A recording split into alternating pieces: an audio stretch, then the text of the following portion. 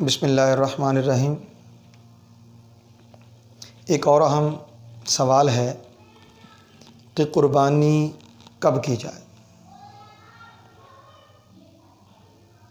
اس حوالے سے میں دو احادیث آپ کے گوش گزار کر دیتا ہوں، جس سے یہ سمجھنا انتہائی آسان ہو جائے گا کہ کس وقت قربانی کی جا سکتی ہے اور کس وقت نہیں۔ حضرت بشیر بن یسار رضی اللہ تعالیٰ عنہ سے روایت ہے کہ حضرت ابو بردہ بن نیار نے اپنی قربانی ذبح کر لی اس سے پہلے کہ عید الاضحیٰ کے روز رسول اللہ صلی اللہ علیہ وسلم اپنی قربانی ذبح کرتے۔ پس رسول اللہ صلی اللہ علیہ وسلم نے انہیں دوبارہ قربانی کرنے کا حکم دیا، اور حضرت ابو بردہ عرض گزار ہوئے کہ یا رسول اللہ صلی اللہ علیہ وسلم، میرے پاس تو صرف 1 سال کا ایک بچہ ہے۔ فرمایا اگر اور کچھ میسر نہیں تو وہی 1 سال کا بچہ ذبح کر دو۔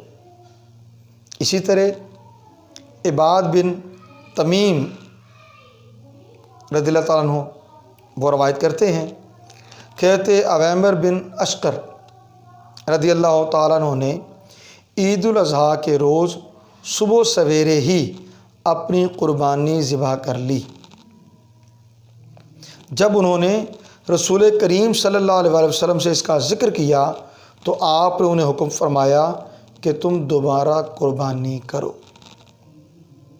سورہ حجرات کی آیت یا ایھا الذین آمنوا لا تقدموا بین یدی اللہ ورسولہ، اس آیت کے شان نزول میں بھی مفسرین نے بیان کیا ہے کہ یہ جو قربانی اللہ کے نبی صلی اللہ علیہ وسلم کے نماز عید ادا کرنے اور آپ کی قربانی کرنے سے پہلے اصحاب رسول نے کر لی تھی، اس موقع پر یہ آیت نازل ہوئی کہ اے ایمان والو، اللہ اور اس کے رسول سے آگے نہ بڑھو۔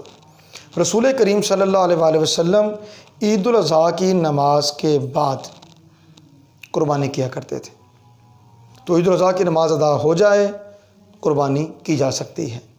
اس کے ساتھ دوسری بات آ جائے گی، عید کے دوسرے دن، عید کے تیسرے دن، یہ 3 دن یعنی 10 ذی الحج، 11 ذی الحج اور 12 ذی الحج، یہ 3 دن قربانی کے ہیں۔ ان تینوں دنوں میں قربانی کی جا سکتی ہے۔ زیادہ افضل ہے پہلے دن قربانی کرنا، پھر اس کے بعد دوسرے دن اور پھر اس کے بعد تیسرے دن۔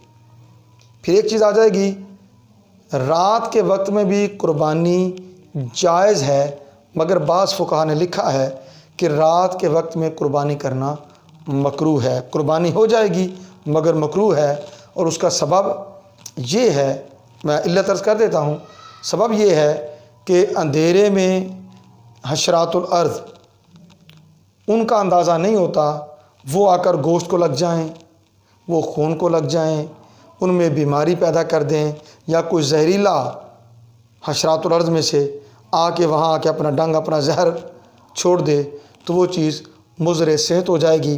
لہٰذا فقہا نے اسے مکروہ کہا ہے۔ بصورت دیگر رات کے وقت میں بھی قربانی کی جا سکتی ہے۔ السلام علیکم ورحمۃ اللہ وبرکاتہ۔